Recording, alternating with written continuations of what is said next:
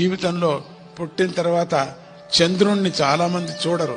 ప్రతి చంద్రుణ్ణి ప్రతి సందర్భంలోనూ రెండు కృష్ణపక్షం చుక్కల పక్షం వస్తుంది.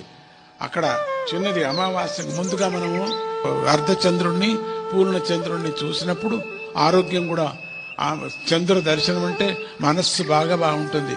చంద్ర దర్శనంతో మనస్సు బాగా ఉంటుంది. మనస్సుకు అధిపతి చంద్రుడు, అట్లనే ఆరోగ్యానికి అధిపతి సూర్యుడు.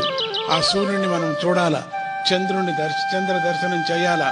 ఉదయ సూర్యుడు, మధ్యాహ్నం సూర్యుడు, సాయంత్రం అస్తమించేటువంటి సూర్యుడికి 3 పూట్ల మనం నమస్కారం చేస్తే చాలా ఆరోగ్యాన్ని మనం పొందుతాము అనేటువంటిది ప్రతి ఒక్కరికి అది తెలియాలా.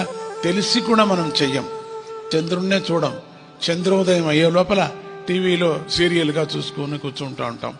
చంద్రుడు ఎక్కడో వెళ్ళిపోయే లోపల మనకు సీరియల్ అయిపోతాయి, మనము భోంచేసి పడుకోవటం.